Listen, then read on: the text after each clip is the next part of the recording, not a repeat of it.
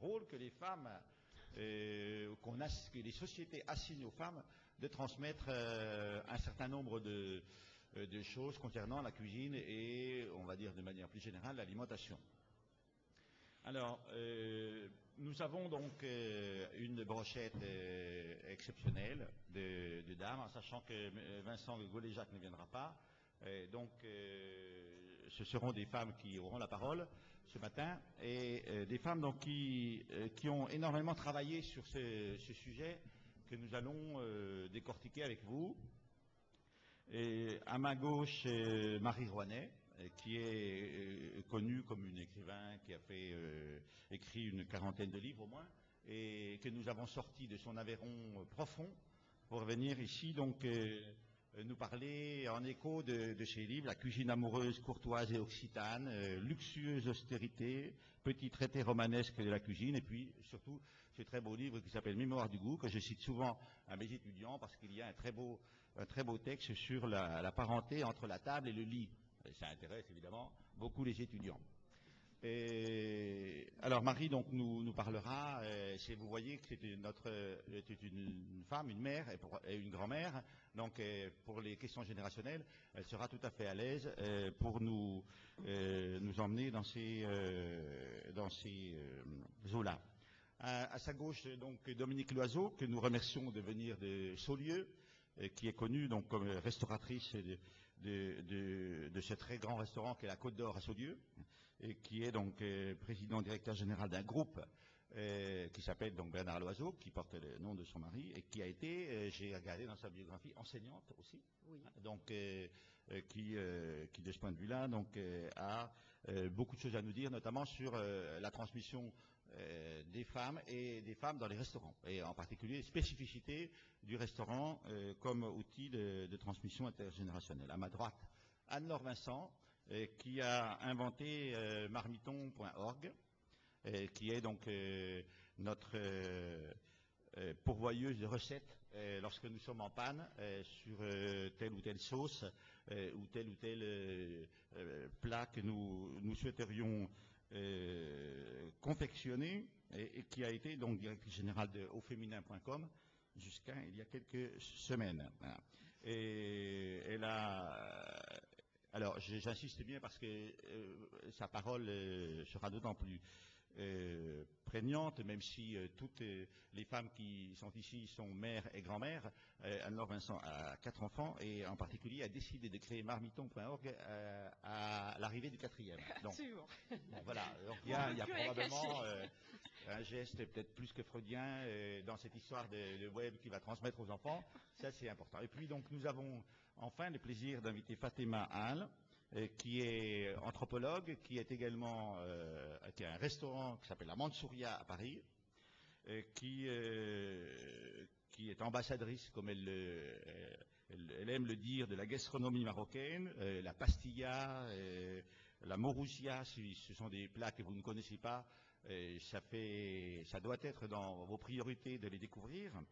Et Fatima écrit des ouvrages, notamment Les saveurs et les gestes, qui montrent que derrière son travail de restauratrice, elle a un véritable travail de recherche en sciences sociales sur les techniques ancestrales, la cuisine marocaine, et donc quelqu'un qui a beaucoup réfléchi au fond à tout ce patrimoine qu'elle a reçu de son Maroc natal et qu'elle a en charge de transmettre dans son travail. Alors, je vous propose de faire connaissance avec nos 4 invités en partant d'une question que je vais leur poser, en votre nom probablement, hein, qui est de voir comment nos quatre invités répondent à l'injonction sociale que nous faisons aux femmes de transmettre la cuisine. Après tout, il y a parmi nous parmi notre groupe des féministes qui pensent qu'il n'y a pas de raison de poser des questions plus aux femmes qu'aux hommes. Néanmoins, nous la posons parce que nous savons bien que lorsque un jeune couple doit recevoir le beau-père ou la belle-mère, eh bien, c'est quand même la femme qui va un peu prendre en charge les affaires. Je vais donc interroger... ça c'est un homme qui parle. pardon? Ça, c'est un homme qui parle. C'est un homme qui parle, bien sûr. Je suis le vilain, méchant canard et affreux machiste, évidemment, mais qui fait quand même beaucoup la cuisine, malgré tout, et qui voilà, et qui pose la question, d'autant plus que quand même je représente cette affreuse société machiste sur laquelle a pesé évidemment sur vos épaules tant et tant d'injonctions que nous allons décortiquer maintenant. Marie Rouanet, est-ce que vous pouvez nous dire, vous, comment vous percevez ce rôle que la société vous a signé de transmettre la cuisine et, disons, les bonnes pratiques alimentaires à vos enfants? Je crois que transmission a un peu changé de sens avec le temps. Transmission, on n'y échappait pas, parce que les femmes devaient savoir cuisiner, comme elles devaient savoir coudre et faire une reprise. Et elles ont été obligées d'entrer dans ce cadre. Ça n'a pas été mon cas. Mais le phénomène culinaire m'a énormément intéressée, passionnée, je dois dire. J'y ai trouvé quelque chose de poétique, de philosophique, de littéraire. Et à partir de là, c'est moi qui suis allée demander à ma mère, certes, mais avec toutes les possibilités autres que la mère, ma belle-mère, des amis, un voyage que je faisais où je découvrais quelque chose qui me disait en tant que cuisinière, et dont je me suis fait mon patrimoine culinaire personnel, en dehors de toute espèce de cuisine dite traditionnelle. Voilà. Donc, je suis une praticienne de la cuisine, et celle qui m'a intéressée au plus près, c'est la cuisine du peuple, celle qui devait faire bonne chère avec peu d'argent. Et comme j'avais été nourrie pauvrement et délicieusement, j'ai eu envie de demander à ces gens qui savaient tirer parti de tout, qui ne jetaient jamais le moindre reste, j'ai eu envie donc de l'acquérir. Donc c'est pas parce qu'on me l'a donné que je l'ai, mais c'est parce que je l'ai demandé. Oui, mais Marie, quand même, est-ce que vous avez, avant de décrire vos ouvrages, est-ce que vous avez perçu cet appel de la part de vos enfants, probablement, et de vos familles, de transmettre à vos enfants? Avez-vous transmis vos bonnes recettes à vos enfants et vos petits-enfants? Je verrai peut-être. Je leur ai fait de la cuisine que peut-être ils aiment, peut-être ils choisiront, peut-être qu'ils choisiront celle de leur mère, peut-être celle de leur femme. Alors là, je n'en sais rien. Je leur ai donné l'idée que cuisiner, ça valait la peine de passer un peu de temps à cuisiner, que c'était festif, même si c'était très simple. Et donc ça, qu'est-ce que ça va donner? Je ne le sais pas. Vos enfants, vos petits-enfants ne reproduisent pas vos recettes? Non, mais puis je me garderai bien de leur dire fais ça ou fais ça, parce que je pense que maintenant la transmission, où elle va se faire de façon plus intime, par le plaisir qu'on a pris, par la joie de manger quelque chose ensemble, que par l'idée de il faut que tu apprennes à faire ça. Je trouve que ça, je ne le fais pas, je ne l'ai jamais fait. J'ai eu un de mes deux fils qui cuisinait chez lui, et l'autre qui a trouvé une excellente cuisinière, qui est ma belle-fille, à laquelle j'ai demandé d'ailleurs un certain nombre de recettes qu'elle faisait. Et donc, un a aimé ça. Il a même parfois amélioré des recettes que je lui donnais, de façon très judicieuse. J'admirais sa capacité à fabriquer, lui, son plat, et l'autre qui n'en fait pas grand-chose, mais qui le fait à l'occasion. Hein, parce qu'il n'y a pas celui qui s'en charge, ma belle-fille s'en est chargée. Moi, je m'en suis chargée chez moi, je vous le dis encore, parce que j'ai aimé ça, et j'ai pensé que ces cocottes de fonte que je trouvais jolies au son, tout ça, ça a enchanté ma vie de cuisinière. La mesure de la flamme, la mesure de l'épice, tout ça, ça m'a plu comme une pratique des mains qui m'apportait infiniment de choses. Alors Fatima Al, est-ce que vous pouvez nous dire, vous, sur cette ce regard que nous portons sur votre rôle de transmetteuse. Est-ce que vous pouvez nous dire donc comment vous avez pris à cœur cette injonction, comment vous avez fait avec vos enfants et comment vous vous situez par rapport à cette question? Moi, je viens ça marche. Moi, je viens d'un pays où la tradition et la transmission de mère en fille est très présente. Je fais aussi partie de la génération qui a eu la chance d'aller à l'école. Donc moi, je fais partie de celles, contrairement à vous, qui voulaient plutôt s'éloigner de la cuisine. L'ironie du sort, je suis revenue à la cuisine, mais de mon plein gré. Mais c'est vrai que c'était une suite logique. La fille naissait dans une famille, elle devait apprendre à cuisiner et elle devrait apprendre à cuisiner pour le mari. Donc il y avait ce qui est intéressant dans la démarche de cet apprentissage, c'est que la plupart des femmes dans mon pays ne savaient ni lire ni écrire. Donc on ne consignait pas, on n'écrivait pas. La seule écriture possible, c'était celle-là. C'était le geste, c'était le regard, c'était ce qu'on entendait, ce qu'on sentait, ce qu'on goûtait. Et elles ont joué un rôle absolument phénoménal. Elles ont écrit l'histoire avec leur propre écriture, c'est-à-dire la cuisine. Et l'histoire ne reconnaît jamais ce rôle aux femmes. L'histoire reconnaît le rôle gustatif, on reconnaît le côté amoureux de la chose, donc l'affection que la maman a pour ses enfants. Mais jamais je n'ai entendu un anthropologue, un historien parler de l'écriture, de l'histoire de ces femmes. Elles ont joué un rôle absolument très important grâce à la transmission, sur la préservation, et donc c'est un rôle quand même qui est économique, politique, social et culturel. Pourquoi politique et économique? Rappelons-nous la route des épices. Celui qui détenait la route des épices détenait le monde, détenait le pouvoir sur le monde. Mais ces épices qui arrivaient, s'il n'y avait pas ces femmes, s'il n'y avait pas ces techniques, on n'en serait pas là. Donc il y a tout ce rôle de la transmission qu'on méconnaît ou on ferme les yeux sur ce rôle très important des femmes dans le monde. Mais la transmission, en ce qui me concerne. Oui, en ce qui vous concerne, vous. La transmission, donc moi j'ai vu plutôt le rôle de la cuisine comme un frein qui m'empêchait d'aller à l'école ou qui m'empêchait d'avoir du temps pour découvrir le monde. La lecture, d'ailleurs la lecture pour ma mère c'était de la perte du temps et pour moi la cuisine était de la perte du temps.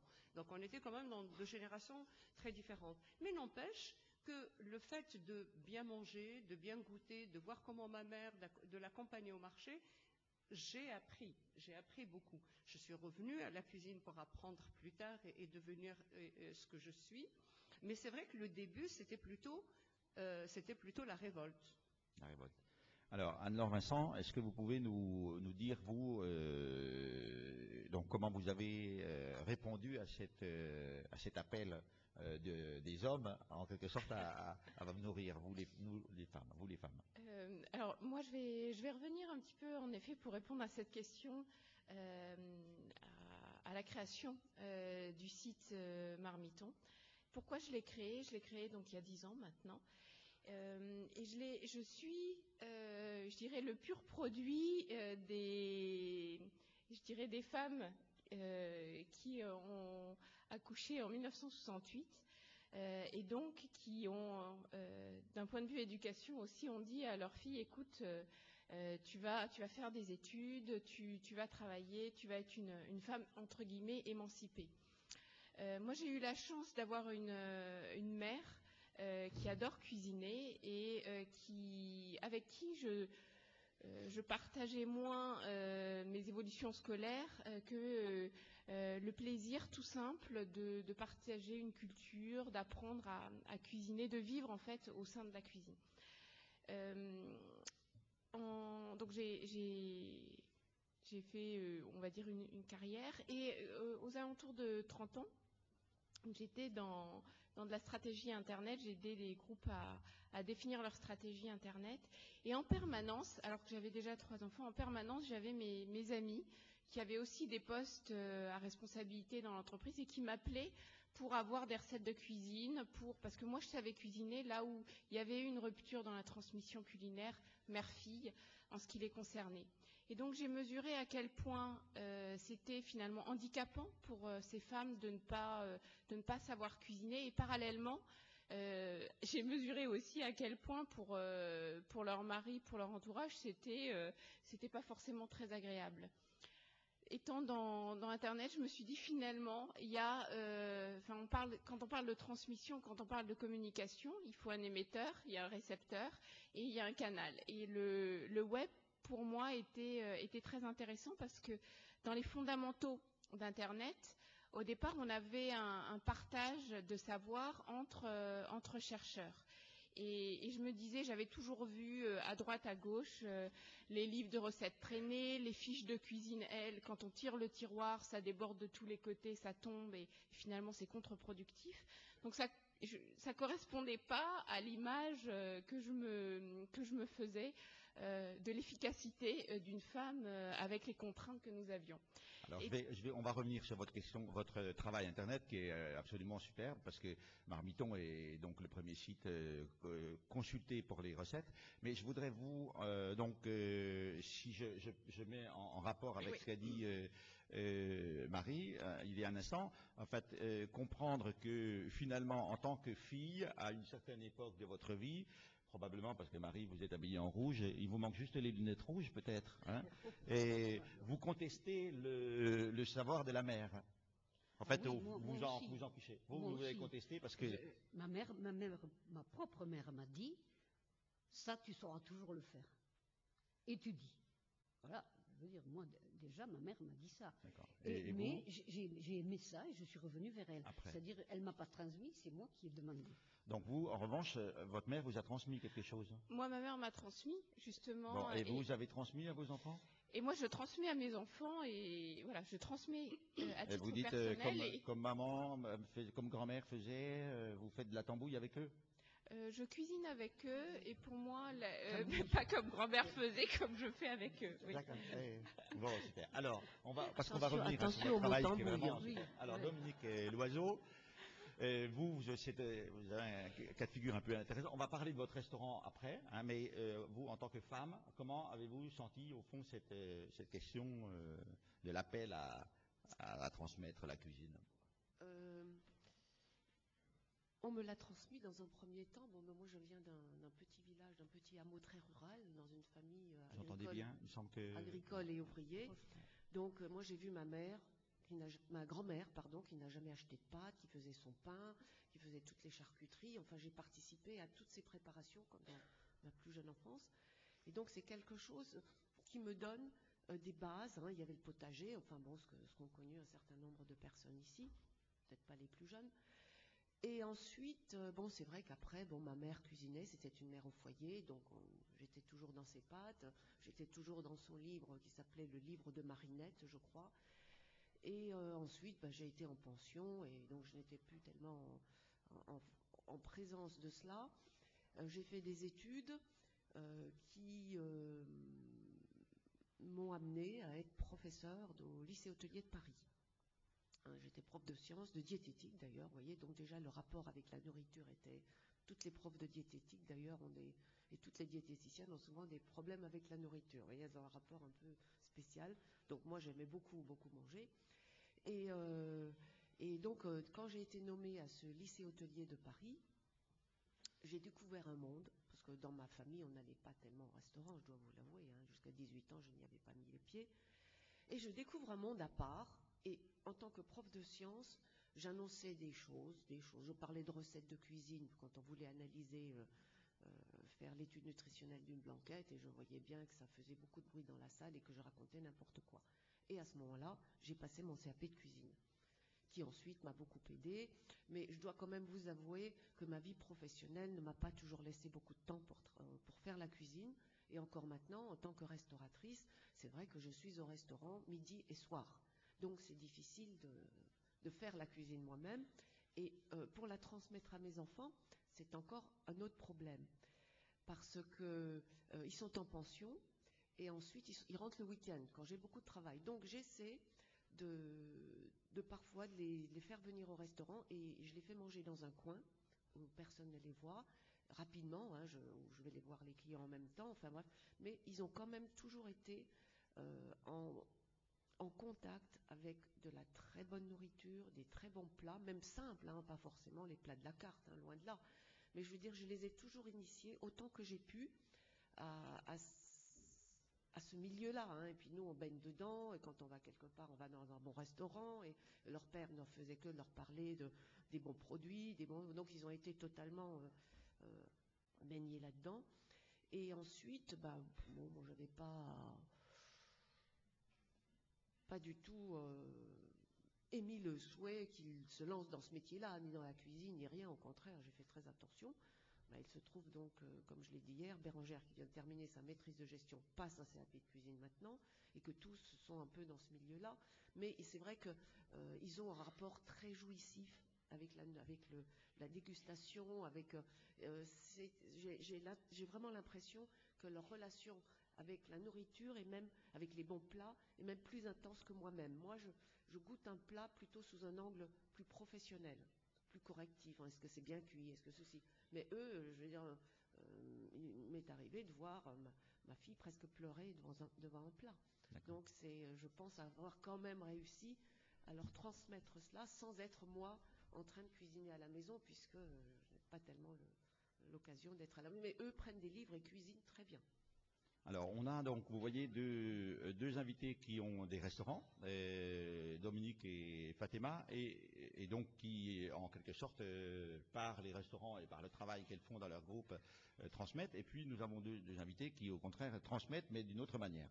Je vous propose qu'on écoute maintenant un petit peu plus en détail, au fond, comment elles ont envisagé ce retour sur la cuisine, parfois après l'avoir contesté, ou en tout cas, ne s'étant pas particulièrement intéressé à cela. Vous avez remarqué qu'il est très souvent question de grand-mère, très souvent. Hein, comme si, au fond, la transmission passait par l'affectif, hein, le lien affectif un peu particulier qu'entretiennent les enfants avec leurs grands-parents.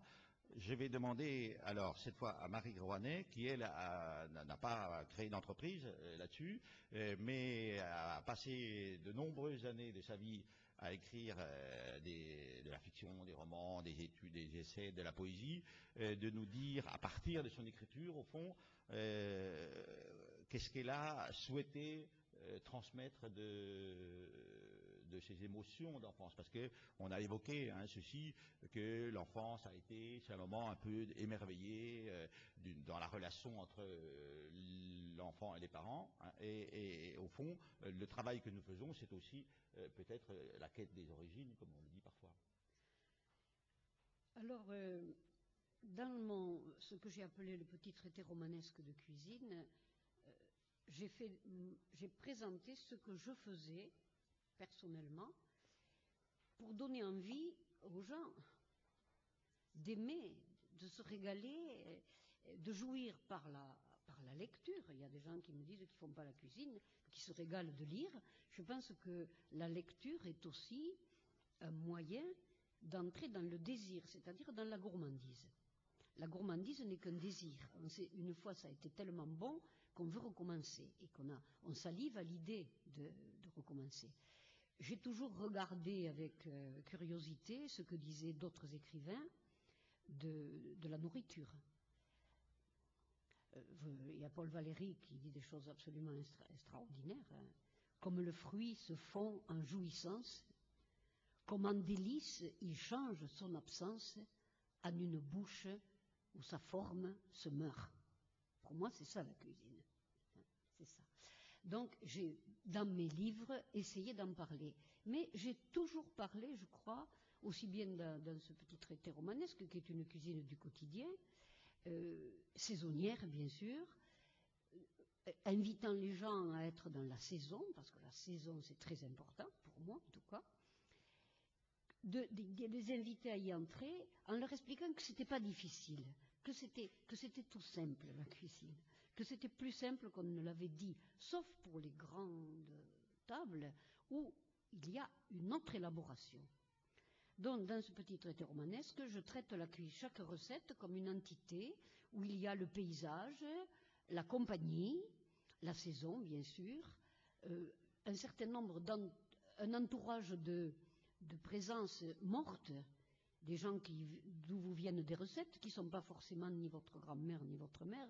Mais moi, j'ai les escargots d'Henriette de Pinette. Henriette, je suis désolée, je ne l'ai jamais vue. Je ne sais pas qui elle est, on m'en a parlé. Donc, elle est présente quand je prépare des escargots. Donc, tout ça, ça fait partie des recettes. Puis, j'ai écrit un autre livre, alors qui me paraît celui dont vous parliez tout à l'heure, Mémoire du goût, en montrant comment chaque fois que ça tablait, tout se met en branle dans la tête. L'imaginaire, la mémoire, certes, la mémoire d'enfance, certes, mais aussi toute l'accumulation de mémoire culinaire qu'on acquiert pendant tout le temps de sa vie, la mémoire, les émotions, les rejets et les peurs qui sont présents dans la cuisine. Tout ça fait que petit à petit, on voit diminuer l'importance des papilles elles-mêmes gustatives, que finalement, le goût tend à diminuer. On ne sait plus très bien où il est à un certain moment lorsqu'on mange. Ça, j'ai parlé aussi des plats qui incarnent des pays. Et il y a des gens qui sont des exilés, qui savent très bien qu'ils alimentent en eux quelque chose. En prenant une rate farcie, s'ils sont pieds noirs d'Oran, ou bien un couscous, s'ils sont d'Algérie, ou du Maroc, ou de Tunisie, ou bien les Italiens de Sète qui ont tout perdu. Ils n'ont plus la langue, ils ont perdu les religions, ils ont perdu les costumes, bien entendu, mais ils se réunissent autour de la macaronade. Et là, ils alimentent en eux quelque chose. Et ça me paraît très important, que l'appartenance à un pays se manifeste parfois à travers le goût, à travers ce que nous mangeons. Et dans Luxueuse Austérité, j'ai beaucoup parlé aussi de cette... Je me suis aperçue que rarement dans un livre, je parle pas... C'est rare que je ne parle jamais de ce qui se mange. Par exemple, dans 4 temps du silence, c'est une femme qui est obligée de compter et qui va retrouver, par exemple, les ragoûts de poumon, de mouton ou d'agneau, qui sont des plats vraiment de pauvres, comme ma mère faisait moi en sauce poulette, et puis que je n'ai plus jamais vu personne faire, parce que c'était des plats vraiment de pauvres.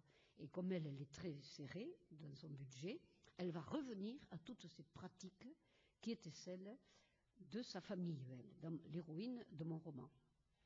Dans Luxueuse Austérité, je parle de cette élaboration que je fais volontiers au quotidien, mais quand je ne suis pas là, ce n'est pas une affaire, c'est en ce sens que il y a place pour moi pour le voyage comme pour venir ici.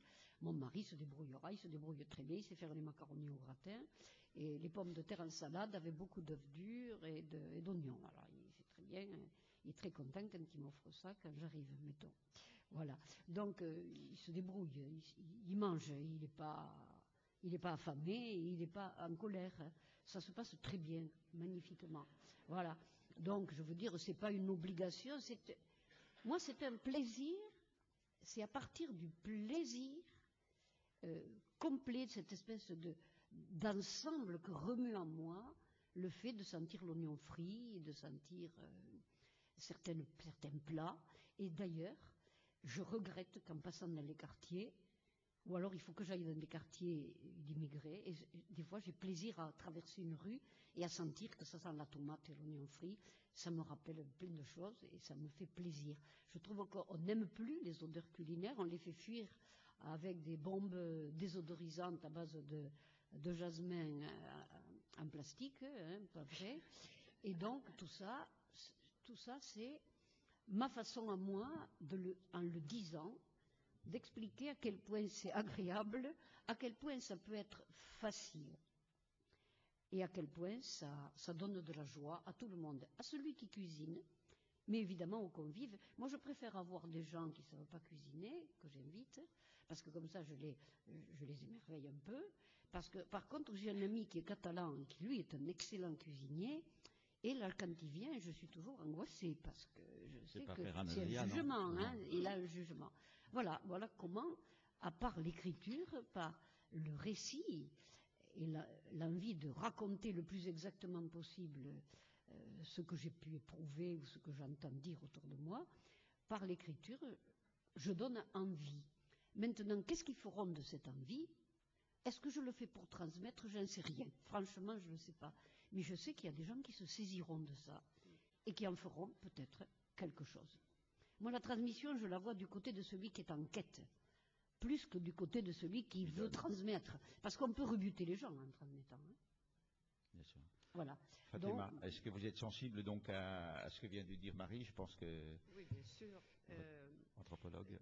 Même dans cette représentation qui est très intéressante, en tout cas dans mon entourage, la cuisine était vraiment centrale. La télévision était absente, les femmes cuisinaient, mais quand elles cuisinaient, elles ont le pouvoir absolu. Par la cuisine, elles pouvaient signifier à l'invité qui n'est pas très désiré, qu'on le lui a imposé en salant un peu le plat. Elle peut aussi lui dire qu'il est très bien reçu parce qu'elle sort. C'est un langage très intéressant, la cuisine. Et d'ailleurs, j'ai écrit une toute petite nouvelle sur la vengeance d'une femme qui a été répudiée, pour la faire très très courte. Quand on arrive, la voix... en fait, elle s'enferme pendant une semaine. D'un seul coup, elle sort, elle fait le marché. Et là, vraiment, c'est un régal que de la voir choisir les produits. Et quand sa cousine va la voir et elle voit tous ses plats, elle lui dit, mais c'est la maison d'une femme, c'est la maison d'une femme qui se marie, et non pas la maison d'une femme qui est répudiée. Et elle lui répond, lorsque ce fils de sorcière m'a envoyé la lettre de répudiation, je voulais l'insulter, crier, hurler, le tuer, me tuer, sortir nu pour l'humilier, mais j'ai préféré cuisiner, et à chaque plat merveilleux, je dis, c'est toujours ça qu'il ne mangera pas. Et c'est son ultime vengeance. Donc la cuisine a été cette présence dans notre vie au Maroc. Et je vous remercie infiniment de parler des odeurs, des parfums. Tout est, vous savez, moi je vis en France depuis très très longtemps, et lorsque j'entends un Français dire c'est trop fort, je me dis finalement c'est très culturel et c'est très, il y a une hiérarchie dans cette culture de la nourriture. Un Français trouve que ça sent très fort la cuisine de l'autre. Or, la cuisine qui sent le plus et le plus fort, c'est la cuisine française. La charcuterie, les fromages. Donc, c'est vraiment très... Quand on dit... quand on parle de foie gras, alors que le foie porte le mot gras, on ne s'arrête jamais au mot gras, mais un Français, quand il vient nous voir, il nous demande toujours, j'espère que le tagine n'est pas trop gras. Alors, c'est à ce moment-là où j'entends aussi cette confusion entre le tagine, le couscous. Je suis revenue finalement auprès des vieilles dames et je me suis dit, il y a tout un travail à faire, d'abord pour apprendre moi-même. Donc j'ai essayé d'écouter et j'ai compris une chose qui est formidable, c'est que la cuisine parle. Et la cuisine qui parle est beaucoup plus intéressante que la cuisine qui veut simplement être jolie devant nous. Et depuis ces 10 ou 20 dernières années, on a eu plutôt tendance à aller vers le spectacle, vers un très joli plat, une crevette qui danse ou des feuilles de salade qui veulent nous séduire. Mais ces plats cuisinés, mijotés, qui nous racontent d'où vient ce produit. Et là, j'ai commencé à travailler sur la cuisine du lien, tout ce qui nous lie, pas ce qui nous sépare. Et la transmission, c'est surtout ça. C'est finalement... Oui, mais vous, Fatima, ce qui est intéressant dans votre démarche, c'est qu'à un moment donné, vous êtes devenu responsable d'un restaurant. Ça, c'est quand même une responsabilité. Il y a beaucoup de gens ici qui disent jamais je ferai un restaurant parce que c'est la servitude, etc. Comment vous avez justement articulé ce que vous venez de dire avec cette lourde tâche du restaurant? Il est vrai que quand on est diplômé étranger en France, très souvent on n'a que des contrats à durée déterminée. On se retrouve souvent au chômage et je hais le chômage. Donc j'ai voulu créer mon entreprise et je me suis posé la question, qu'est-ce que j'aime faire, qu'est-ce que je sais faire? J'adore cuisiner et j'aime les rencontres. Donc j'ai ouvert un restaurant et je me suis rendu compte qu'effectivement le restaurant devenait un lieu de transmission, d'apprentissage, Mais on n'apprend pas seulement aux autres, on apprend énormément. Ma plus belle surprise, ça a été une vieille dame. Elle n'aime pas que je dise une vieille dame. Elle a 85 ans, mais elle fait vraiment 60 ans. Elle est très très jeune, une Française du Sud, qui est venue un jour avec un sac et les cahiers de sa mère, de sa grand-mère, de son arrière-grand-mère. Et elle me confie, alors que c'est la cuisine française. Et je me suis dit, ce restaurant, si je l'ai ouvert pour recevoir ça, c'est merveilleux.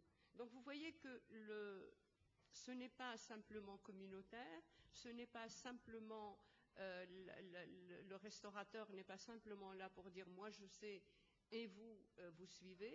Le restaurateur est là, il y a toujours ce mouvement, comme le jeu de balle, on la lance, elle rebondit et on nous la relance. Voilà. Alors, vous avez donc monté ce restaurant et écrit aussi des livres, hein, notamment, qu'est-ce que c'est que, par rapport à votre travail de transmission dans le restaurant, qu'est-ce qu'apporte le plus le livre sur la cuisine marocaine, par exemple? Le livre en France est quelque chose de normal et quelque chose de, à la limite, banal. Le livre chez nous est quelque chose d'essentiel parce que, en tout cas, je parle de mon milieu, un milieu modeste. Dans mon milieu modeste, et moi j'ai eu la chance d'aller à l'école.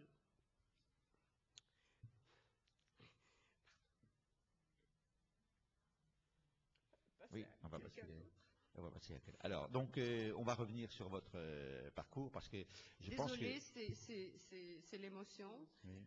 Parce que c'est trop fort et parce que je me rends compte de la chance que j'ai eue. Les belles choses me font toujours pleurer.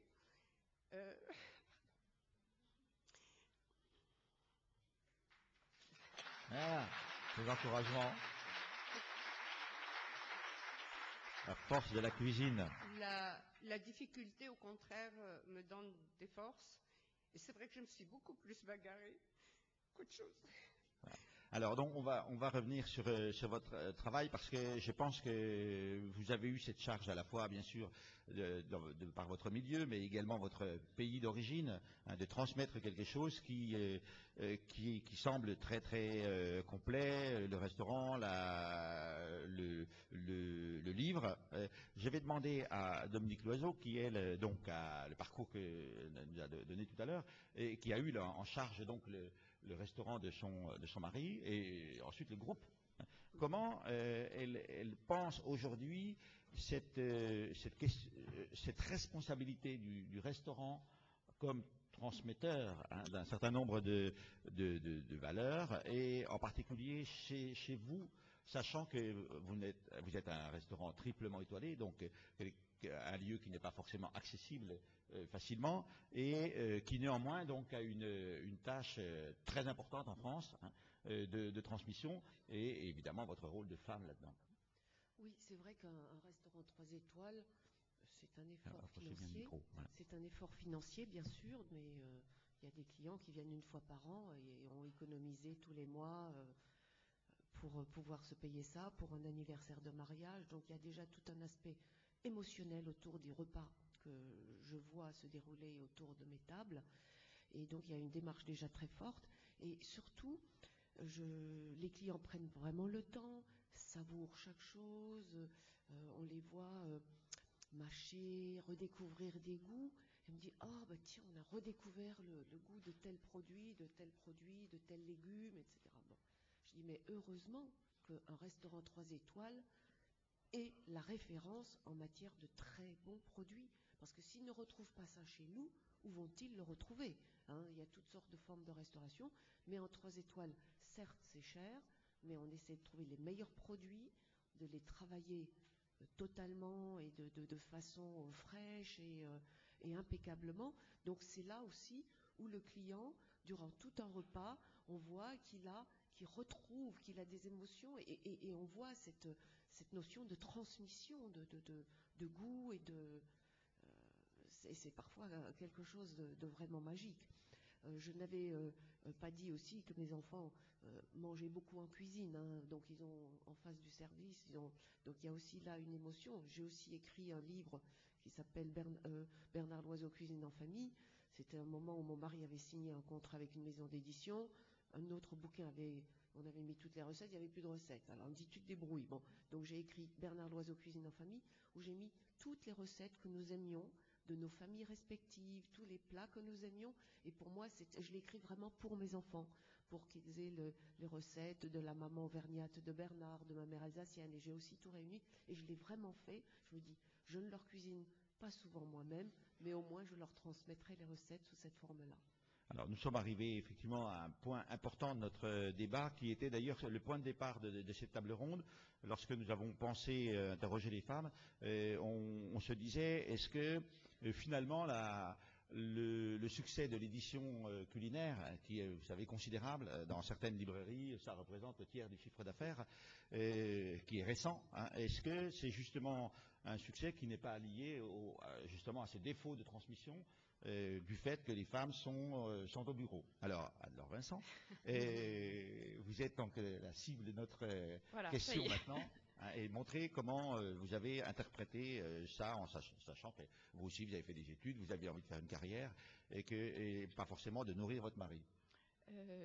C'est pas incompatible.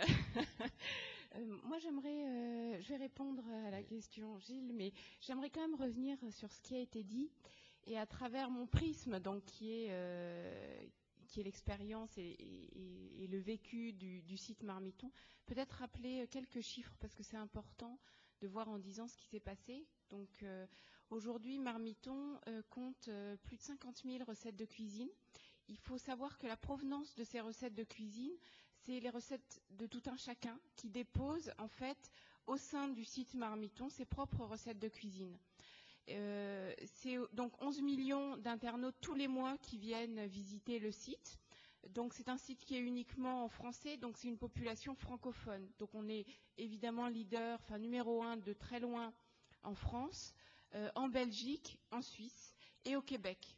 Et ça, je pense que pour moi, c'est quand même particulièrement important. Fatima Al tout à l'heure de donner ou exprimer l'importance et le poids de la cuisine française, de ce que représente la cuisine au quotidien, puisque nous, notre cible, c'est le grand public. La cuisine est particulièrement importante pour les Français.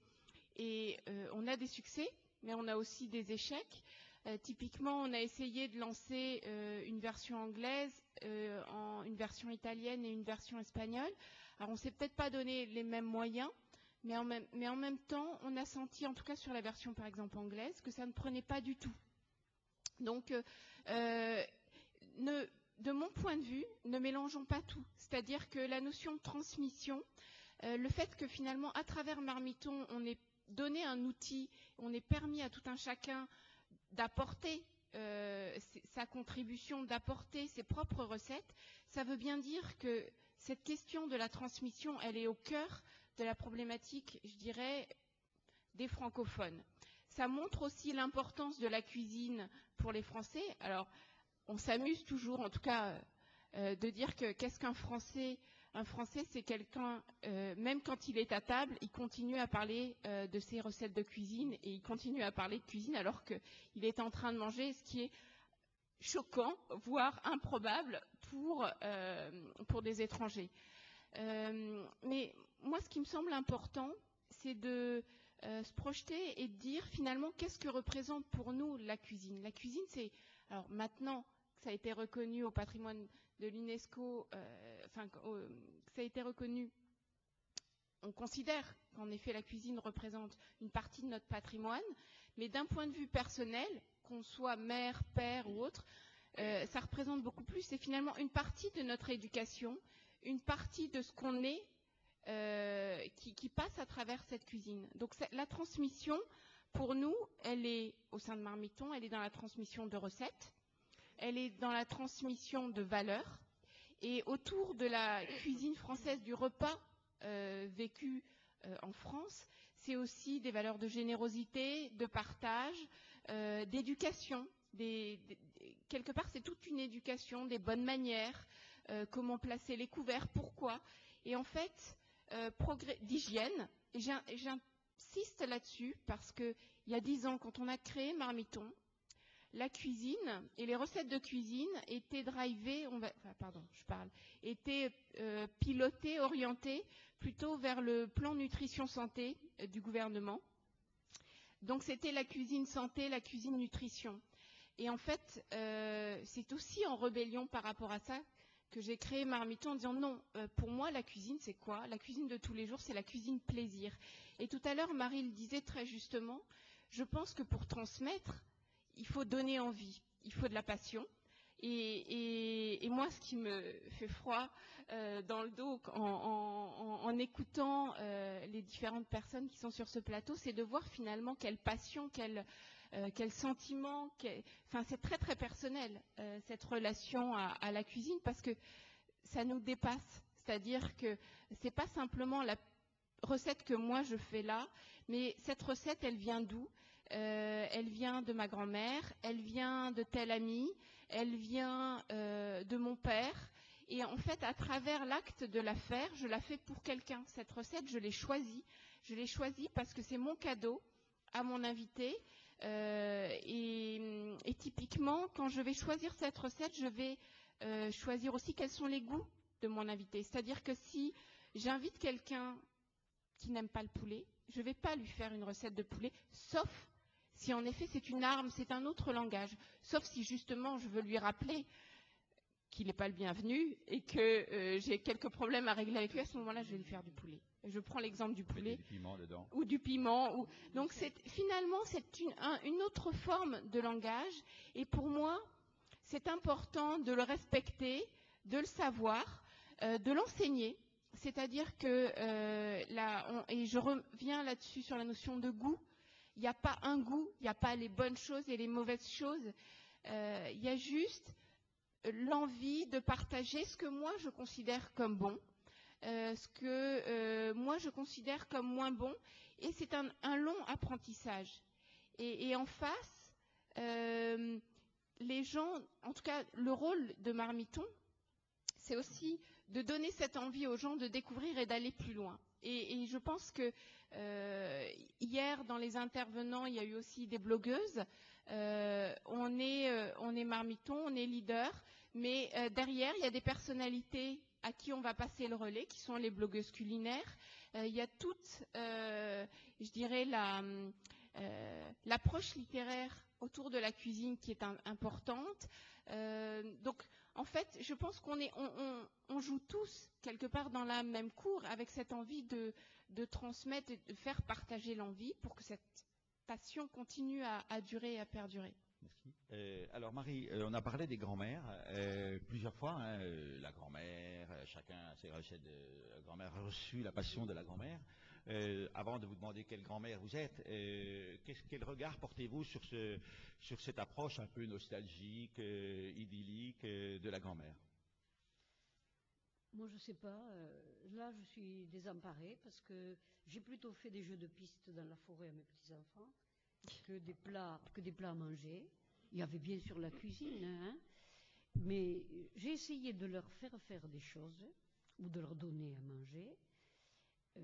Un certain nombre de choses, de goût, de choix, de plaisir d'être ensemble, et qui soient le moins possible liés à la cherté ou du produit ou de l'ingrédient qu'on va trouver à cuisiner.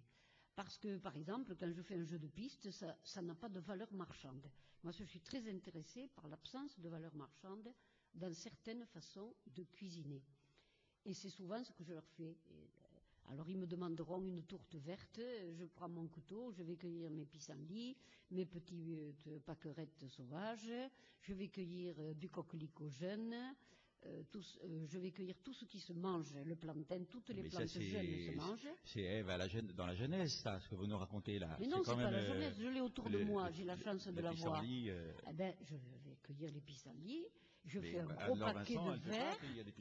Elle ne peut pas cueillir de pissenlits. Moi, j'ai passé toute une partie de ma vie où je ne pouvais pas cueillir des pissenlits, où j'allais dans les vignes, il fallait que je prenne la voiture, parce que je suis une urbaine. Moi, je suis née en ville. Et j'ai appris un peu de mon père, mais je l'ai snobé parce que j'ai été meilleure que lui, parce que j'ai lu des livres de botanique sur tout ce qui se mange. C'est fou, tout ce qui se mange. Alors, je leur fais une tourte verte. Je mélange tout ça, je fais une préparation avec un peu de sauce blanche. Je mets ça entre deux séries de pâtes on appelle ça la tourte verte, et ils se régalent, ils aiment ça. Non, mais c'est bizarre, bon, c'est que vous dites que vous ne voulez pas transmettre, et en même temps, vous donnez la recette de quelque chose dont ils vont parler, ils feront peut-être des films ou des blogs sur la tourte verte de Marie Rouanet, oui, dans quelques années. Mais vous je savez ne sais très bien pas ça. s'ils sauront, je leur dis pas, vous savez, il faut faire ça, non. Ah, mais non, je sais même pas c'est s'ils plus connaissent. Subtil. Je crois que c'est plus subtil, ce qu'on appelle la transmission. Voilà, c'est mon idée. Je leur ai pas dit, vous savez, il faut jouer, rien ne coûte, je vais vous apprendre à jouer aux ficelles. 3 mois j'ai pris. J'ai eu 3 mois pour apprendre à mes petits-enfants, à 2 enfants, un de 7 ans et une petite fille de 11 ans, à faire toutes les ficelles que je connaissais. Ça coûte rien. Ça coûte le temps que j'y ai passé. Voilà, c'est du même ordre. Pour moi, c'est du même ordre. Et j'y ai pas dit, attention, quand tu auras des enfants, et tu verras, et est-ce que tu t'en souviens, gardons bien ça. Non, je l'ai donné comme quelque chose qui me réjouissait à moi aussi. C'est ça le problème. Quand les gens me disent, ah, mon petit, il lit pas, vous savez, il lit pas, c'est terrible. Je dis, vous lisez, madame, vous. Et mon petit, il ne veut pas faire la prière, il va faire la communion, il ne veut pas faire. Je dis, vous la faites, vous, la prière. Il vous voit heureux parce que vous revenez, parce que vous avez été à une cérémonie, même les cendres de carême. Est-ce qu'il vous voit heureux parce que vous avez fait la prière, ou dit le Notre Père avec les autres? Est-ce qu'il vous voit heureux et parler ensemble avec votre mari ou tout ça, d'un livre que vous avez lu? On ne peut pas obliger. C'est dans ce sens que moi, la transmission, elle ne peut que donner envie par le plaisir qu'on voit que les gens prennent à faire ou prennent à consommer. Hein, parce qu'il n'y a pas que ceux qui font. Voilà, moi je veux dire, je ne cherche pas à transmettre, je cherche à faire quelque chose qui me plaît, que j'aime, pour leur donner envie, peut-être un jour, peut-être pas. La fille, d'ailleurs, dans les deux là, la fille, elle ne prend pas du tout ce chemin. Par contre, le garçon, Louis, le dernier, lui, il a bien pris le chemin. Voilà. Mais bon, peut-être il fera les recettes de sa mère, il ne fera pas les miennes. Parce que ma belle-fille est une très bonne cuisinière. Bon, peut-être les miennes ne compteront pas. Elles seront ma façon de lui dire que je l'aime. Comme mon mari, c'est ma façon de lui dire que je l'aime aussi. Les amis que je traite, c'est parce que je les aime. Si je les aimais pas, je les prendrais pas. Même en salant beaucoup ou en poivrant trop, je les prends pas. J'évite de les avoir à ma table. Voilà. Alors, Fatima, est-ce que vous avez reçu de votre grand-mère parce que là, elle parle de son métier, de son rôle de grand-mère. Elle dit, au fond, je transmets rien, mais en fait, on peut imaginer que pour votre cas, ça a été pareil, hein, que vous avez reçu quelque chose qui n'a pas été formellement transmis, mais qui vous a quand même très marqué. Moi, j'ai pas eu de grand-mère. Je me suis inventé une grand-mère. On avait une voisine qui m'aimait et je l'observais. Et c'est vrai ce que vous dites, quand on impose la cuisine à l'enfant, en tout cas à ma génération, on refusait. Mais par contre, après, c'était vraiment quelque chose de normal, de logique, on ne pouvait pas s'en sortir. La cuisine faisait partie des acquis de l'éducation. On n'avait pas le choix. Le terme de on a envie ou on n'a pas envie, c'est une question qui ne se posait pas. C'est une question occidentale, c'est une question de luxe. Nous, on ne pouvait pas se poser cette question. Est-ce que ça va... Non, c'est pour te préserver contre ce qui peut arriver. Il faut que tu apprennes d'abord pour séduire le mari, ensuite pour le garder. Et la troisième chose, s'il t'aurait pu dire, tu trouveras au moins un métier. Donc ça c'était une suite logique. Ce qui est intéressant, c'est surtout le regard de la France sur la transmission et le regard de la France sur l'autre, qui finalement, des fois, au départ, c'était handicapant pour nous, parce qu'un Français, pour reconnaître qu'une autre cuisine est aussi bonne, aussi importante, aussi riche, c'est très difficile. La cuisine des autres en France, on a ramé pour être reconnu. D'abord, un Français, quand il arrive dans un restaurant étranger, il connaît 5 ou 6 plats, il a l'impression de connaître toute la cuisine marocaine. Donc il a fallu, au départ, se bagarrer pour dire on n'est pas orientaux, parce que pour aller dans un restaurant marocain, on vous dit je vais manger dans un restaurant oriental. Le Maroc se trouve plutôt en Afrique, au Maghreb, donc on est loin de l'Orient. La deuxième chose, un petit couscous. Quand on dit un petit couscous, c'est pas comme quand on dit un petit foie gras. Un petit foie gras, c'est dans le sens raffiné. Un petit couscous, c'est dans le sens pas cher, bas de gamme. Donc il a fallu lutter contre tout ça, ce qui me ramenait à retourner sur place, à écouter les mères et les grands-mères, et tout commence de là. Mon travail, c'est préserver les recettes qui risquent de disparaître, retrouver celles qui ont disparu, et montrer cette richesse. Aller au-delà et de dire aux Français, parce que ça m'intéresse, parce que j'apprends énormément de la France. Ma richesse, c'est d'être marocaine, d'être née au Maroc et de vivre en France. Même les choses peut-être un peu difficiles ou désagréables m'apprennent énormément, me mettent devant ma propre réalité. J'étais tout à l'heure très émue parce que c'est beau d'être là, parce que c'est beau d'être entendu, parce que c'est beau de faire aussi des projets d'avenir. Et les projets d'avenir, on ne peut les faire qu'ensemble. Donc la grand-mère, pour moi, ne me sert finalement que pour préserver cette mémoire. Et cette mémoire, nous savons pertinemment que ça ne durera pas comme ça, que la machine prendra la relève. On ne peut pas passer 48 heures pour faire la warqa de la pastilla. Mais ce qui m'a intéressé aussi, c'est de dire d'où nous vient cette feuille et cette technique. Quand je vois la pâte tirée dans le sud-ouest, et ça me fait très plaisir de voir que ça vient de chez nous, mais que vous l'interprétez peut-être un peu mieux, que le foie gras vient de la Haute-Égypte, que les tempura venus par les Japonais, partis au Portugal, et votre connaissance, je crois, s'arrête au Portugal. Or, je viens de découvrir dans les textes des 12-13e siècles que les tempura étaient en Andalousie, et c'est parti en 1492 avec les Juifs et les musulmans chassés d'Espagne vers le Portugal. Donc voilà, et ça c'est très beau, parce que ça nous ramène à dire que seul on fait rien, que la transmission c'est très important, parce qu'il y a la rencontre, les voyages des produits, le voyage des gestes et le voyage des techniques ancestrales. La cuisine ne m'intéresse que dans ce système-là, où c'est le dernier lien fort qui reste à l'humanité. La dernière chose qui reste pour les gens qui migrent, qui partent ailleurs, c'est la langue qui parle et la langue qui goûte. C'est très important, cette histoire, vous avez vu, on est arrivé à faire des choses extraordinaires avec de l'azote, mais finalement, le goût de l'enfance est toujours là. Et on peut aller chez Blumenthal, chez Ferran Adrià, chez Thierry Marx, et ça nous fait très plaisir de voir ces artistes, ces hommes fabuleux. Moi, je reconnais le travail de chacun. Mais qu'est-ce qu'on est content le lendemain de retrouver le goût de l'enfance, un plat mijoté, un parfum, de voir le produit qui arrive du marché. Et la transmission, elle est menacée dans la mesure où, malheureusement, le geste devient, on arrive, on congèle, on achète chez Picard, on congèle, on a le four à micro-ondes.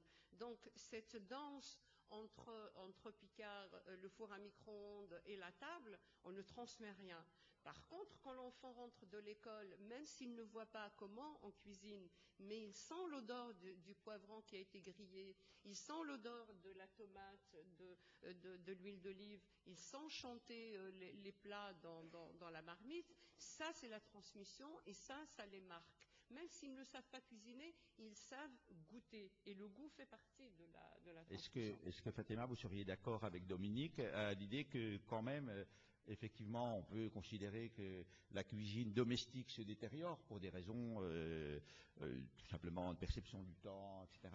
Est-ce que les restaurants, de ce point de vue-là, ne jouent-ils pas un rôle de relais, hein, et transmettent au fond des choses que nous n'avons plus la possibilité de faire? Bien sûr, mais il ne faut pas oublier qu'avant les restaurants, vous savez, à partir du moment où la transmission est bloquée, l'apprentissage a pris la relève. Les écoles hôtelières ont pris la relève. On peut dire ce qu'on veut sur les écoles hôtelières. On peut dire que ce n'est pas peut-être une cuisine très traditionnelle. Mais n'empêche que les écoles hôtelières, et vous avez la chance d'avoir des écoles hôtelières qui enseignent encore des techniques et les sauces et cette manière de faire et ces tours de main et ces gestes, ce que nous n'avons pas. Nous avons hérité d'un programme, quand je dis nous, là je retourne au Maroc, d'un programme qui date du protectorat, où je me bagarre constamment pour qu'on ait des cours de cuisine traditionnelle, passer de la tradition à l'apprentissage. C'est primordial. Et de l'apprentissage, on forme des gens qui vont dans les restaurants. Évidemment, les gens n'ont... Même si le rapport au temps est très particulier, même quand on dit on n'a pas le temps, on a le temps, de toute façon, qu'on le veuille ou pas, personne n'est prêt à passer des heures et des heures tous les jours devant son fourneau. Donc, aller dans un restaurant, c'est aussi avoir le temps d'être avec l'autre, d'échanger avec l'autre, et les restaurateurs prennent la relève, peut-être, en tout cas je l'espère, pour nous faire goûter les meilleurs produits et pour nous transmettre le savoir de chacun. C'est le rôle des restaurateurs, et j'espère que ce rôle reviendra, parce qu'on le perd un petit peu, et que le rôle du frais et du produit frais, le choix du produit et le choix surtout de la cuisine, parce que dans certains restaurants, on ne cuisine plus. On achète tout prêt, on réchauffe, on assemble, et là, c'est pas la transmission. La transmission, c'est quand un cuisinier a passé du temps pour nous faire plaisir, à cuisiner pour nous. Fatima, alors ce que vous dites, c'est intéressant, le rôle que les écoles hôtelières ont joué dans la structuration, en quelque sorte, de tout un corpus plutôt la transmission de tout un corpus de recettes qui est venu de l'histoire. Je crois quand même qu'à ma gauche, nous avons un autre son de cloche sur les écoles hôtelières, parce que nous en avons un peu parlé, et Marie n'est pas tellement d'accord avec cette approche. C'est pas que je sois pas d'accord, mais mon expérience a été assez négative, parce que j'ai été invitée à goûter des choses qui soi-disant sortaient de mon livre de recettes, et je ne me suis pas reconnue. Pour moi, je le disais tout à l'heure, une poule farcie, elle a du farci dans le ventre. On m'a servi une poule bouillie avec, dans une étamine, une espèce de farci qui avait cuit dans le bouillon, d'accord, mais c'était pas du tout la poule farcie. La vieille poule, pas une poule de 6 mois, une poule qui a vécu. Et donc, j'ai été déçue. Et puis, quand même, il y a une chose, moi, qui me trouble beaucoup, c'est que dans les écoles hôtelières, on va fabriquer des gens qui sont appelés à exercer un métier des plus mal payés et des plus contraignants qui existent. Et ça, parce que tout le monde ne va pas devenir un chef, tout le monde ne va pas monter son restaurant, tout le monde ne va pas accéder à ce statut de plaisir et de pouvoir vivre de ça. Tout le monde ne peut pas. Tous ceux qui sortent des écoles hôtelières n'auront pas la chance d'avoir une table ou de devenir des maîtres. Mais vous ne savez pas ce que ça représente quand on n'a pas des écoles hôtelières comme non, mais les d'accord, vôtres. C'est important. Évidemment, on arrive toujours, on n'est jamais satisfait, tant mieux, on a envie d'aller encore...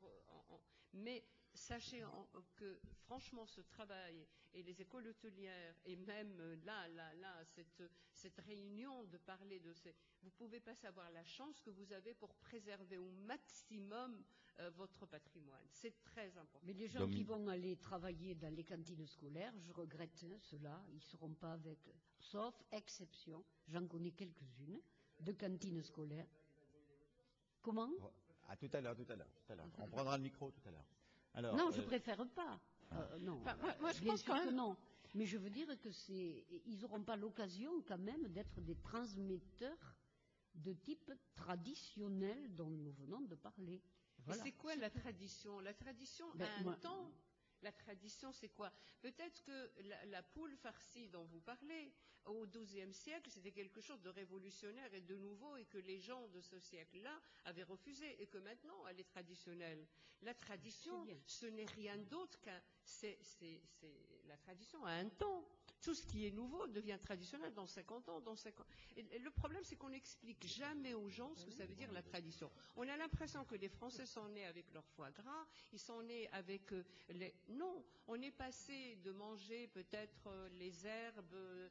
La vraie révolution, c'est l'invention du feu.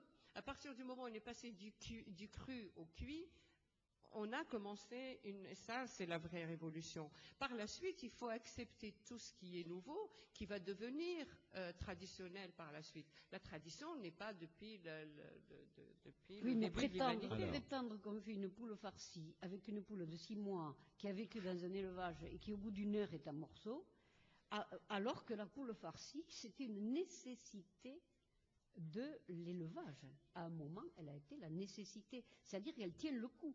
Elle ne va pas s'ouvrir sur son farci. Elle va le garder dedans parce qu'elle est solide. Elle a un petit âge, elle n'est pas vieille, mais elle a un âge considérable. Vous faites une critique littéraire de l'agroalimentaire, en quelque sorte.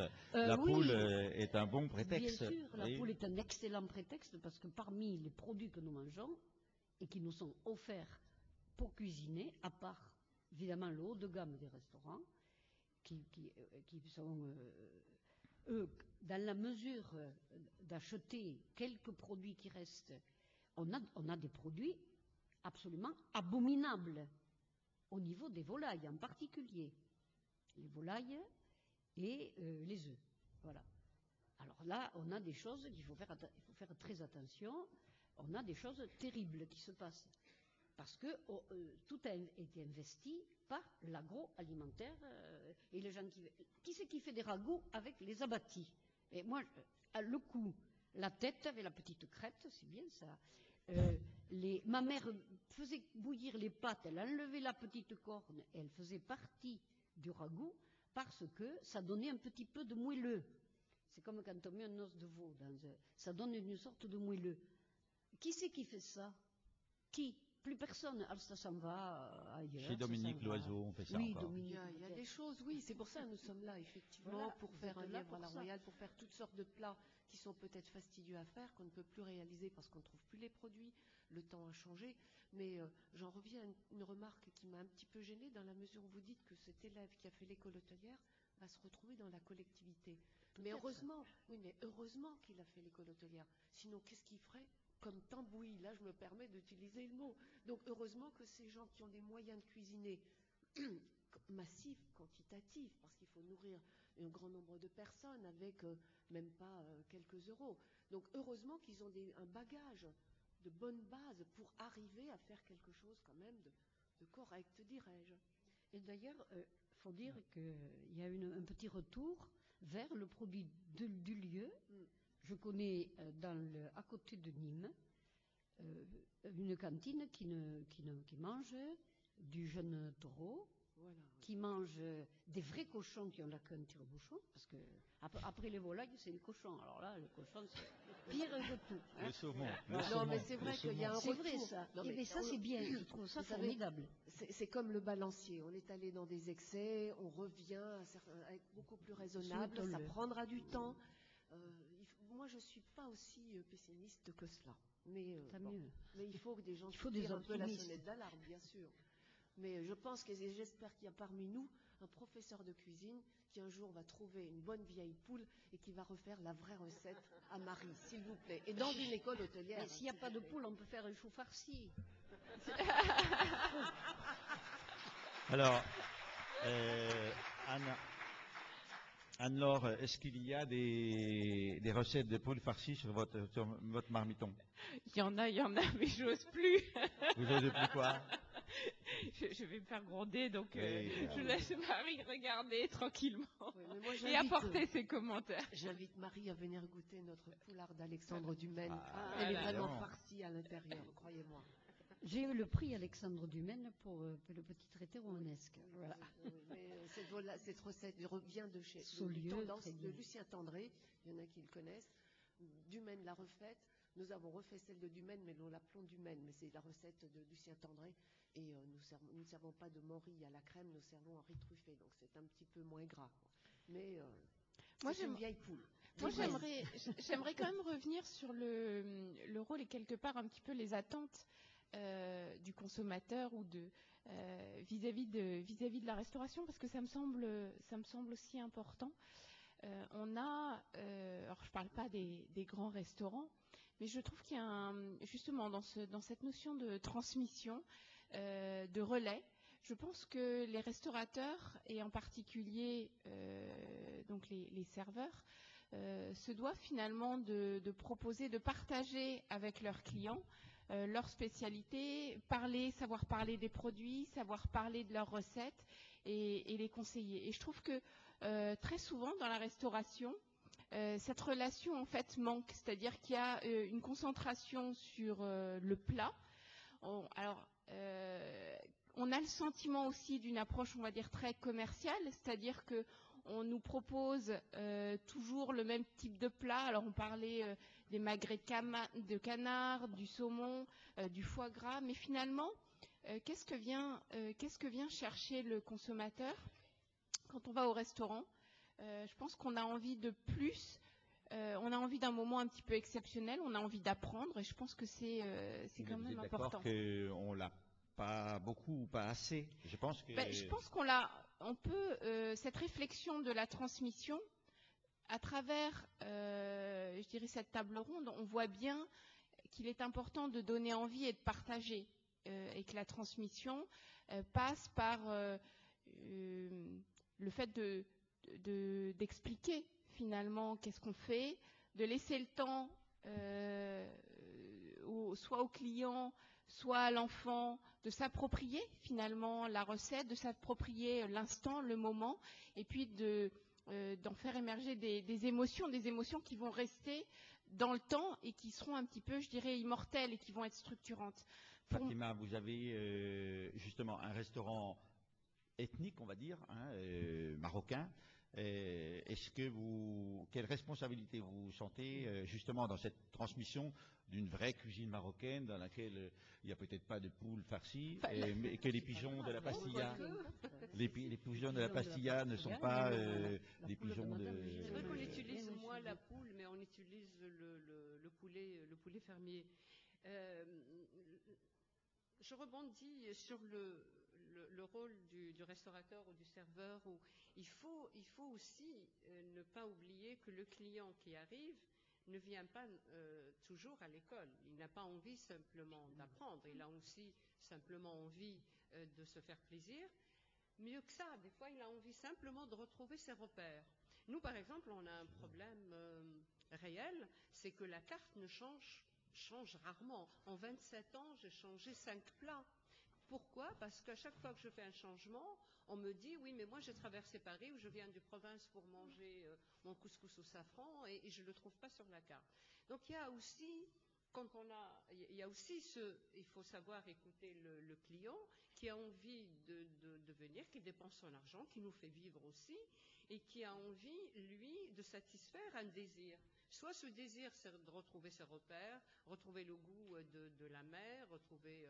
ça c'est un problème réel lorsque un juif ou un musulman arrive dans mon restaurant et me dit j'espère que le couscous sera aussi bon que celui de ma mère. Je tremble et je lui dis il ne sera absolument pas aussi bon que votre mère. Je ne veux pas lutter avec l'amour de votre mère.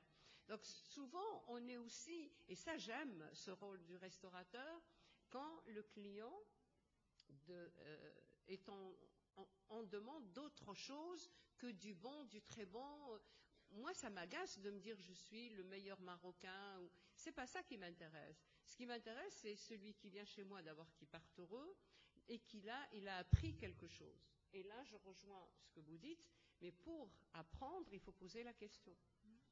On ne peut pas imposer à un client de lui apprendre à faire un plat alors qu'il vient il vient pour le plaisir de déguster et de partager autre chose.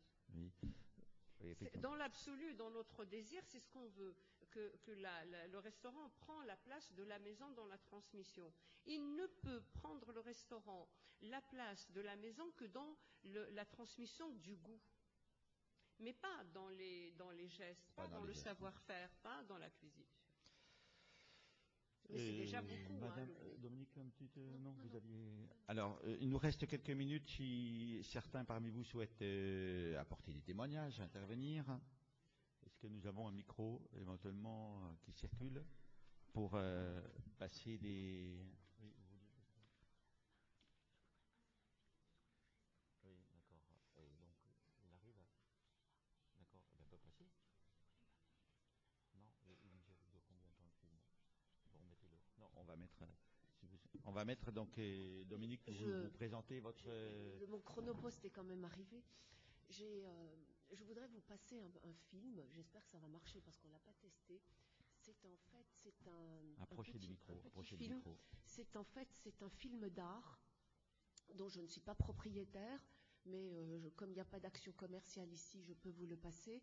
C'est un artiste turc, Ali Kazma, qui a passé un certain nombre de temps dans un certain nombre d'établissements. Il a passé du temps chez Alessi en Italie et il a fait un film de 7-8 minutes sur tous les gestes. Il a fait également sur l'horlogerie suisse. On voit quelqu'un démonter une horloge et la remonter. Il a fait les jeans également. Et il a fait pour la cuisine, il nous a choisi. Et ce film d'art ne montre pas des plats déterminés, mais ne montre que les gestes. Donc je pense que c'est quelque chose de remarquable et j'aurais voulu vous en faire profiter. J'espère seulement que ça va marcher. Fatima, on va peut-être se mettre sur le côté pour pas se tordre le cou, pour pas avoir de coups farcis. On va faire comme ça. Voilà, c'est bon.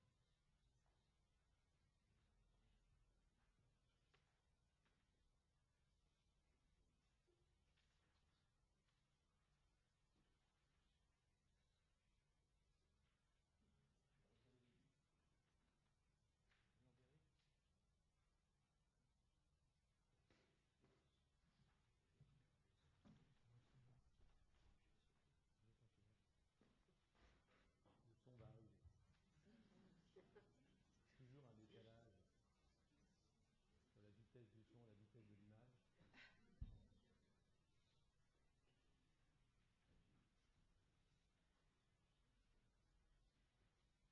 Je demanderai à Fatima, qui est anthropologue et qui a écrit un livre sur le geste. Vous nous ferez un tout petit commentaire après le film pour nous dire comment vous percevez au fond ce qu'a fait Bernard Loiseau. C'est Bernard sur le film, je pense.